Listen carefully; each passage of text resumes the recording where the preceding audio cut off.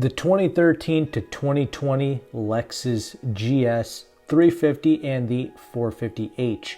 This is a very important vehicle to many people, especially in the used car market, because, well, when you want a sports sedan that works, the GS is one of the first vehicles that comes to mind. But because that's the case, unfortunately, these things are pretty expensive in the used car market, and that's even with some miles on it, like 100K plus miles, and these things still go for $20,000 plus. But it's for good reason. These vehicles are genuinely quite excellent because I've driven so many of these GS products from this generation, and I even did a comparison with a Porsche Panamera, and honestly, the two cars out on the street drove pretty much exactly the same. They were equally as capable as one another. It was really quite remarkable. If you want to see that video, it'll be down in the description box below. But in this video, I'm going to be talking about what this car is, some basic specs so you get a good idea, and then I'm going to go through some interesting facts that you probably did not know regarding the GS, and then finally at the end, I will cover all of the differences that happened between the various model years up to 2020, which was the final year of the Lexus GS lineup.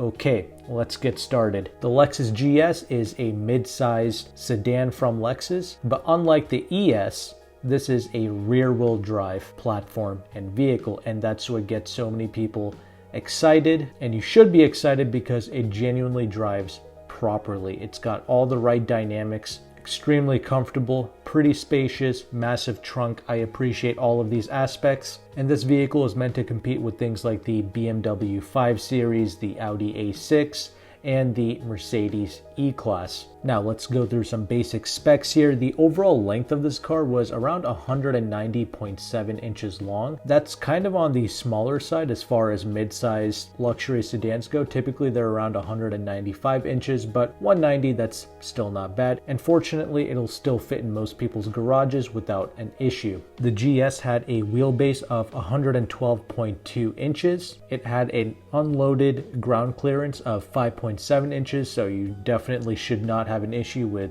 clearing speed bumps or speed humps. And even though you could buy the GS 350 as a rear-wheel drive car, you were also able to buy this as a all-wheel drive vehicle as well. So the curb weight for the rear-wheel drive models was around 3,795 pounds, and that went up to 3,980 pounds if you got the all-wheel drive. The weight distribution was 53% in the front, 47% in the rear. That's for the rear-wheel drive models. If you got the all-wheel drive, it gets slightly worse at 54% front, 46% rear. And we had a fuel capacity of 17.4 gallons. And of course, one of the biggest highlights with the GS 350 in particular is the naturally aspirated 3.5 liter V6 engine. In 2013, when this vehicle first came out, we were pushing out 306 horsepower and 277 pounds-feet of torque. There was also the 450h model, which I'm going to be talking about a little bit later on, but that was a hybrid and that made a little bit more horsepower. Now keep in mind, these GS models, they do need to utilize premium fuel, 91 octane minimum. Unfortunately, I don't think too many Lexus owners are going to be following that instruction. They're just going to say that it's a basic V6 and they can just get away with regular fuel. And the unfortunate thing about that is I once drove a 2016 GS and I was so disappointed by it. It felt so slow and sluggish, and I have a feeling whoever drove that car for the approximate 40 or 44,000 miles that it had on it, that individual probably utilized regular fuel throughout the entire life of it, because since then I've driven like the 2013s, the 2015s, 2017, 2020s, I've driven all of these various GS products and they all felt amazing. Another thing to note, we had a 6-speed automatic transmission when this vehicle first came out in 2013, but 2014s and up, we started to see a 8-speed automatic being introduced with the rear-wheel drive models, and then the all-wheel drive models of the GS 350 continued to utilize a 6-speed automatic. We had proper suspension architecture with these vehicles. We had double wishbone suspension in the front and a multi-link rear suspension. And if we went with the F Sport model, which was all new for this generation, The F-Sport models came with the adaptive variable suspension. We had a new electric power steering rack.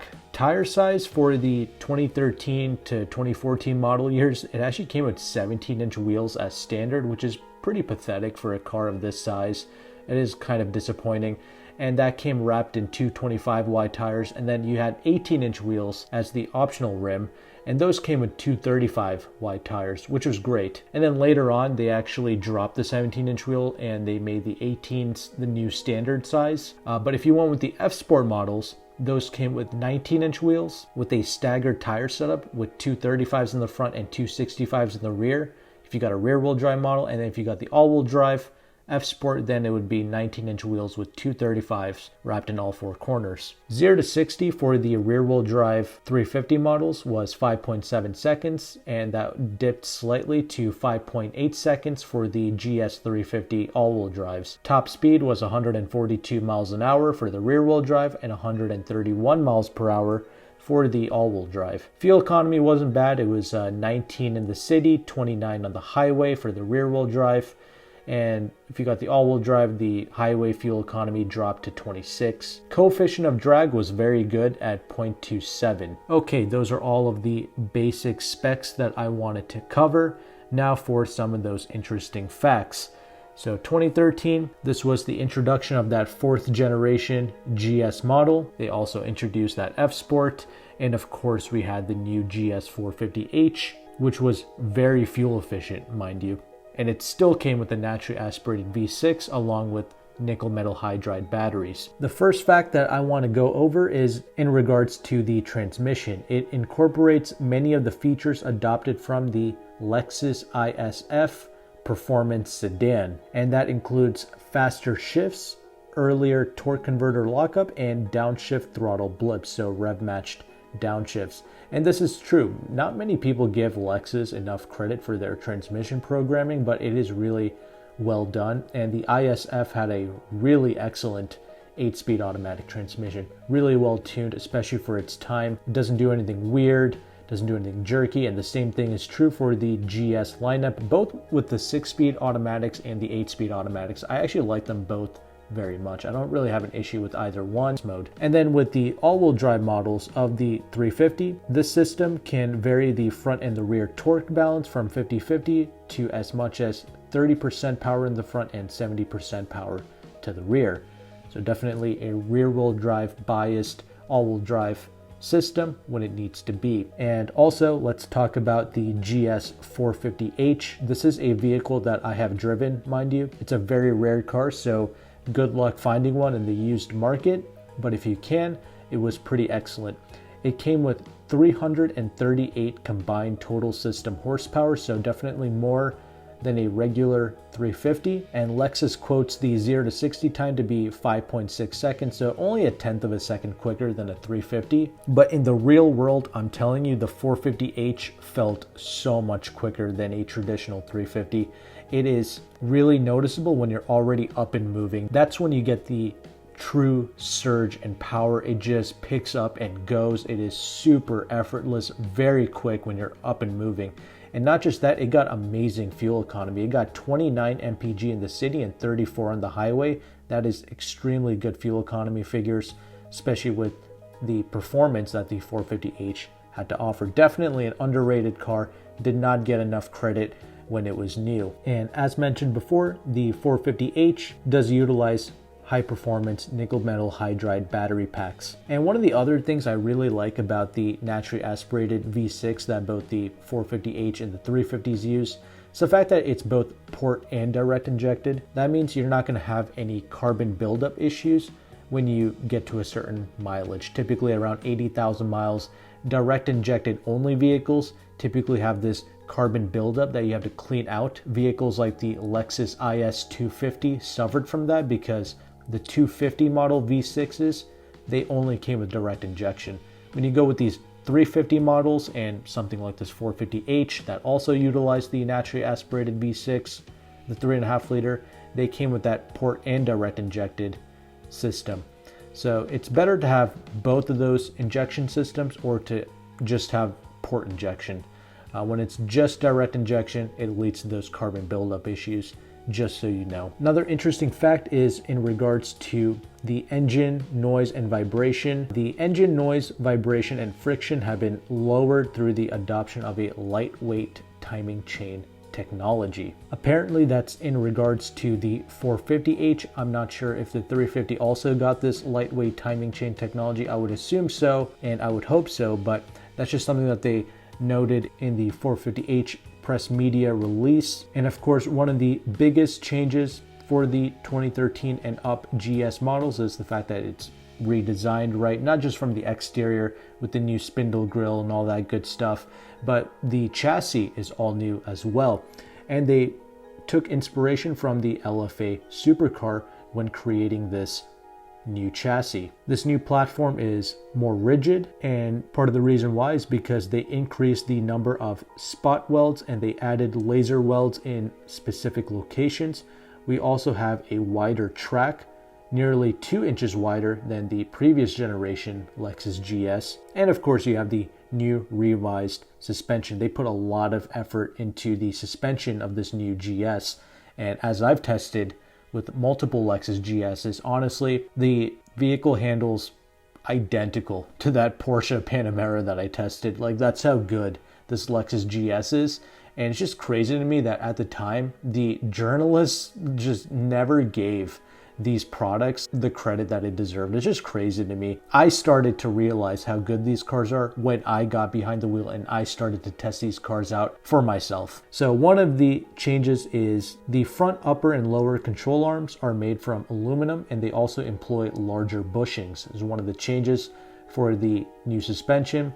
We also have the rear subframe that's completely redesigned to accommodate a new multi-link rear suspension system. This improved suspension geometry helps retain tire cornering force and enhances the rear control. With the stiffer platform and lighter components in the suspension, the shocks can now use lighter viscosity oil that move more easily and respond to small inputs more quickly. And with all this extra use of aluminum for the control arms, that's also reduced unsprung weight, which improves a lot of things like the agility, the roll damping, the ride comfort, body control, steering position. All of these things have now been improved simply because they're using lighter weight aluminum components for the suspension compared to the previous generation. And as I mentioned before, the F-Sport package is all new. And when you get the F-Sport package, it comes with the adaptive variable suspension, but also the suspension is just retuned with firmer springs for the F-Sport models. And you also get thicker anti-roll bars with the F-Sport, and you also get a variable gear ratio steering rack and bushing changes and larger front brakes with high friction brake pads. Now, there was also an option of getting a Lexus dynamic handling package with rear wheel steer as an option with the F-Sport. So that's something to note there. Of course, when you get all of these extra additional things, it adds quite a bit to the price of these vehicles. And price is going to be the last interesting fact that I'm going to mention before talking about the various model year changes, because the base price of a 2013 Lexus GS remained exactly the same as the previous generation GS that it replaces. It started at $46,900 at that time. And this was a time where offering the customer a high quality product at a lower price was paramount. That actually mattered. It's not like today where a car manufacturer, like I'm testing a new 2023 Lexus NX right now, and they made no change for the 2023 model year, but they just ramped up the price by like $700 or whatever. So this was a time that was just totally different. They did all of these crazy, intricate, unique changes, a new platform, better handling, suspension, all that good stuff, newer, better tech, right? New 12.3 inch screen, excellent Mark Levinson audio system. That was an option back then. 17 speakers, 835 watts. They improved all of these things, but they kept the base price the same. Started at $46,900, And the all-wheel drive models, that was like $49,450. And then you had these packages that you can add on top of the vehicle, of course. A premium package, that was like $1,400. A luxury package, that was going to set you back $5,750. The F Sport model was like $5,690. So yes, the price definitely went up when you go with these separate packages, but I just wanted to let you know the base price did not change despite the vehicle being all new, and I just really respected that. Okay, as promised, let's go through the various model year changes. In 2014, as I mentioned, the rear-wheel drive models got the 8-speed automatic transmission. You also had a new full-color readout for the optional heads-up display, and they also gave you some new safety features like the rear cross traffic alert, and they gave you a new optional power trunk opener. And for whatever reason, in 2013, they introduced a new night vision system, and then in 2014, they discontinued the night vision system. That is so weird to me that they would just take away a unique feature like that, a pretty high-end feature like that, actually. I don't know why they decided to do that, but that's what they did in 2014. Another little interesting fact for you. In 2015, the GS350s come with a newer and better infotainment display. 2015 is also the model year where they made the 18-inch wheels the new standard, and they got rid of those puny 17-inch wheels. They also introduced a new limited edition called the Crafted Line Series. 2016, the Lexus GS saw a pretty nice refresh. I actually really like the way the 2016s and up look. Leave your thoughts below on how the Lexus GS looks, but you get a new front fascia, new rear, all that good stuff. And then they also introduced something called the GS200T trim, which is essentially a turbocharged 4-cylinder engine model, and that's definitely not what you want. The highlight and the pure glory of the Lexus GS is that naturally aspirated V6 engine. And speaking of the 350s with the V6, those models get a slight power increase as well. They also made navigation standard with the GS 350, and they are now offering a new safety package known as Lexus Safety System Plus, and they also introduced the Lexus Enform Service Connect. In 2017, they made more safety features that used to be an option. They now made that into standard equipment, and some of those safety features include adaptive cruise control, automatic emergency braking, lane departure warning and mitigation, as well as automatic high beam control. They made all of these safety features standard in 2017. Also new for 2017, if you opted for a F Sport model, you can now option in a limited slip rear differential if you wanted to. 2018, they made the Lexus Enform Connect integrated with a smartphone app, and then 2020, that was the last model year of the Lexus GS 350, and they did not bring any new changes in 2020. So that's everything I wanted to share regarding the Lexus GS from 2013 to 2020. Let me know in the comment section if you own this car. How has it been treating you? Do you still enjoy it? And would you buy the car again? I personally really like this car, but the problem is it is pretty expensive even in the used market. So that's kind of the reason why I just tell most people to just buy a Lexus ES, because after all, one of the reasons why the GS failed is because the ES was almost the same size when these cars were new and they were being sold side by side in a Lexus dealership. And unfortunately, most people nowadays, they just don't care about driving that much. And a new Lexus buyer just did not seem to care about the rear-wheel drive dynamics as much as, well, people shopping in the used car market, I guess. So when people saw that the ES was significantly cheaper, looked almost the same to their eyes, and came with pretty much the exact same amount of space, they just went for that all day long. And that's the problem with these enthusiast products. The people who can afford to buy this stuff new, they just bought a European car, or they just penny pinched and got an ES, and the people who do want these cars, they typically can't afford it. So, you know, that's why cars like these tend to just disappear, and they give you a great product, and then nobody buys it, and then what do they have to do? They have to stop making it. So that's unfortunately how it is, but let me know your thoughts below in the comment section, and I'll have my next video on the end screen here, and I will see you there.